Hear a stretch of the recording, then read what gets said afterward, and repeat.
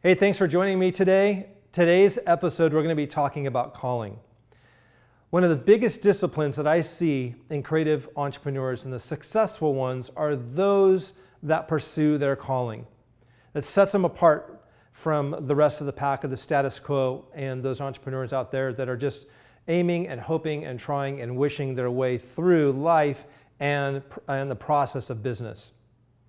An interesting stat based on Gallup over the last 47 years in their research discovered that only 2.8% of America actually are those that have the entrepreneurial spirit. So you think the rest of the world is basically looking for a job and a place to just get plugged in, which is a great attribute, but some don't want to be out leading and discovering and going into risk and going into danger. So if you're wired for the new and for change and discovery and pioneering, that's a lonely road, but it's a road worth taking. And I've spent the last 30 years doing that. So I can tell you from personal experience on the daily, that is the only way that I live, is looking for what's new, stepping into risk and calculated danger, looking to see what God has designed around the next corner and how we can discover that. So my goal with you today is I wanted to talk to you about calling. Calling is a buzzword that's been going around. I recently even saw a billboard that just said, career and calling, we're going to help you find it. You know, and I was like, wow, what's their basis for calling? Well, today I want to share with you what is a discipline that I've implemented in my life. And it's also a discipline that I see in those that are around me that are successful creative entrepreneurs. This is a discipline they've adopted in their life, and hoping that you would be able to adopt this, bring this into your own life. At the end of this video, I'm going to give you some opportunities on some resources down below to help you go further in that discovery and that process. And if you need help implementing that into your life and adopting that discipline into your life, that's my goal with these videos, is to really help come alongside you and expose you to some opportunities and tools and strategies to live life on purpose. That's my main goal. So in terms of calling, what we're looking at here in terms of calling is we're talking about purpose. We're talking about what gets you out of, bed in the morning. What makes you go, hey, I know who I am. I know what I'm supposed to do. I know exactly what I'm supposed to do. I know exactly how I'm supposed to do it, who I'm supposed to do it with. Most people want that determined for them. They just want to kind of just punch the clock, show up, do their thing, don't want to be asked to do anything, don't want anything imposed upon them, don't feel like they have to get stretched. I get that. Some people just want to be told what to do, and they don't want to have to think. For me, I'm not wired that way. I want to help create change. I want to make change, and I want to run life with those that are looking to make change. So when we look at purpose, let's look at three things for this episode that we're going to unpack. One is, who's your caller? Two is going to be your unique superhero power. Okay, specifically the way you're wired. And then three, that you're on assignment.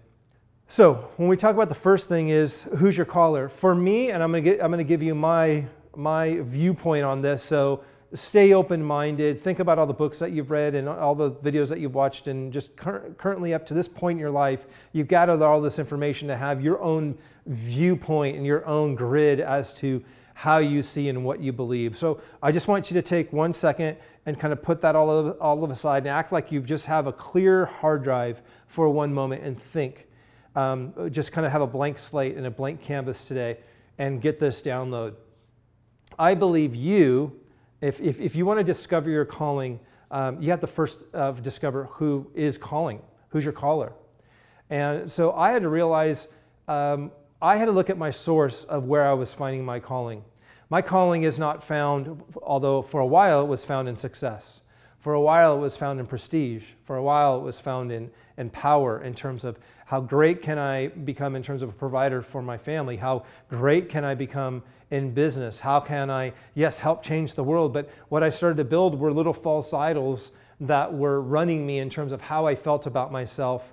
And if you find that you are doing that and you're creating your identity in people and places and things and institutions and in ways of living and mindsets and ideals, you're living life on self-propulsion. You're living life on self-will, and it will always come up empty. I don't care how much money that you make. I don't care how much you strive. I don't care how many people that you impact. You will ultimately just be disappointed because you're not, you have your mind and your life aimed at the wrong target. I was there. And I had to stop and ask myself, I want to discover my calling. I want to know exactly what I'm supposed to do, how I'm supposed to do it, the way that I'm wired. And so once I found out who my caller was, and that was God saying, listen, I put you here on purpose. And that I just had to stop and pump the brakes for a minute because I felt found out. Have you ever felt found out in that way? When you hear those terms that God put you here on purpose, how does that make you feel? Does that make you feel afraid? Does it make you feel pissed? Do you like God? Do you not like God? Do you feel like he's a mean guy? Do you feel like he's a total loving guy and a total loving father? That might be something that you need to kind of wrestle with. For me, everything else failed. Everything came up short because we've had it all. We've had it all. And all of it came up short and it came up empty and unsatisfying because when you're creating a calling for yourself on self-propulsion and self-will, again, like I said, you will come up short. So let's move to our second point. For me, in terms of calling, you got to know who your caller is, and ultimately that's God. Which brings you to the second point, was your unique superhero power. You've been put here on purpose. And so when I look at the calling, who's the caller? Okay, I know that it's him. I've been put here. You kind of wake up and you're like, here I am on earth. What am I doing here? What am I designed, depending on where you're born, with a family of origin and all that. And everybody defines themselves in that way. But the moment you start to let everything else fall away, your surroundings, your family of origin, and all of those details, and just sit with the dude who put you here and think, why am I here? And he looks down at you one-on-one and just says, you're here on purpose. And I've given you a unique superhero quality and a superhero power. You know, we see the Avengers, we see the X-Men, we see all these awesome movies, and you know, we identify with, hey man, I'm more like Wolverine, or hey, I'm more like Storm, or hey, I'm more, like the Hulk, whatever. But God's given you a specific, unique superhero power that nobody else possesses. But the problem is we live in a culture where we're comparing ourselves to everybody else. But you have been put here uniquely with your own unique superhero power. And that's vital for you to understand. This is not like I'm going to copy and mimic somebody else's jam, somebody else's vibe, somebody else's approach, somebody else's take. It's one thing to be inspired, but it's another thing to be a copycat and just a duplication of somebody else's identity. You are put here on purpose, your own identity, your own assignment for to live that out, which is my third point. The third point is you have a unique assignment to discover. So not only do you have your own unique superhero power, but you are also put on assignment. So those are your two things to live out. But first, when we looked at point number one, is who's your caller? You have to look at the idea of purpose in that. And let's review so that it makes it very, very clear. First, there's your calling. Who's your caller? Second, you have a unique superhero power. Third, you're on assignment. How are you going to live that out? But you got to go back, because purpose is the word that lives in calling. And purpose, for me, was what's his purpose. His purpose, sending his son on assignment, his purpose was to bring me the opportunity of have everlasting life, living eternally, and bringing people to that hope and that love. So I want to make this very easy, friend. After 30 years of looking, discovering, studying, doing intel, digging down deep and understanding what is calling all about, what is purpose all about, I'll make it very, very basic. Loving God, loving people, making disciples. God spent a lot of money.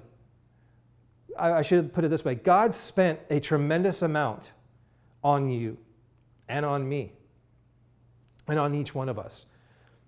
His price was his son. So how expensive was that? How valuable was that? Wherever your treasure is, there your heart will be also. He took his number one treasure for you. So as you look at how important that is and how much you actually matter, I want to answer that question. What's the Lord's return on investment with me? If I've been put here on purpose, he's my caller, providing my calling. with my unique abilities of telling stories and doing art and doing events and reaching people and writing books and mentoring. That's like my superhero power. That's the thing that I can do that nobody else can do. But to live that out on assignment, the assignment is in that process of whatever it is you're called to do on a daily basis, and your expertise could be real estate, could be finances, could be logistics, could be support, could be funding, could be whatever your jam is. How can you leverage that genius and expertise, okay, in that calling of loving God, loving people, making disciples, bringing people to that love, but ultimately living that assignment out? What will be the net effect of that? People's lives transformed. Because if you begin with the end in mind, standing before Him saying, hey, and He asks, what did you do with my son, and what did you do with what I put in front of you? He's going to measure that by how many people are standing in eternity as a result of your life. You want to talk about the greatest amazing calling? Is your life can be distilled down to this. Loving God, loving people, making disciples. How can I do those three things with my amazing genius, putting that together? Fulfilling the same exact purpose that He did with His son. That's your calling. That's living in the sweet spot. And that will provide you the greatest return on investment that you could, as an act of gratitude and thankfulness of what He's done for us, we can just say thank you through our lives. So I don't do this out of obligation. I don't do this out of guilt. I don't do this out of shame. I don't do this because I have to. We get to do this because we get to do this. We get to do this, man. We get to do this. We get to live out our calling. We get to live out our unique, amazing abilities. So wouldn't that be great if you could wake up today, after watching this video, you could say, I know my target, loving God, loving people, making disciples, through my genius. It could be hospitality and hosting people. Whatever that happens to be in your jam. The whole idea is this: go nuts. Have fun with whatever it is you want to do based on what ignites your heart and gives you passion. Know your caller. Know your unique superhero power. Okay? That's your unique abilities and what lights you up. And third, live out that assignment, because you are on assignment. We're not just existing. We're human beings, not human existings. So the discipline that I started with is saying, and waking up every single day with that idea in the forefront of my mind.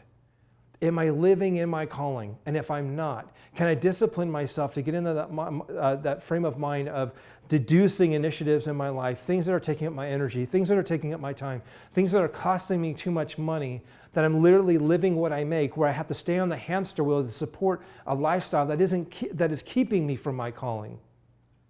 So I would ask you this. Leave me a comment below by asking me this, or by telling me this. I'm going to ask you this question. On a scale of 1 to 10, how much do you believe that you're living your calling today? And what would make it go up 2 points? Let's say you're at a 6. What would help you take it to an 8? What are those decisions that need to be made? I'd love to hear from you down below. I hope this episode has given you some encouragement. This is a discipline that is in a constant state of refinement. This isn't a one and done. This isn't, I heard this, I know my calling now, and now I'm done for the rest of my life. No, this is, I might be aware of this now, I might know the knowledge, I might have these tools now, but it's going to take me a lifetime of implementing this and putting it into play. And here's the good news, it just keeps getting better and better and better. You're going to be blown away. Discipline yourself to get to those moments of where you can get into that sweet spot and continue to refine down, living in the sweet spot of your calling. So leave me a comment down below. Also, you'll see some details and on-ramps for my book, The 31 Disciplines of Highly Successful Creative Entrepreneurs. It's a little daily devotional that is information like this that's just going to help you refine and sharpen your saw as you go about and live life on purpose. My friend, thanks for watching. Have an amazing day.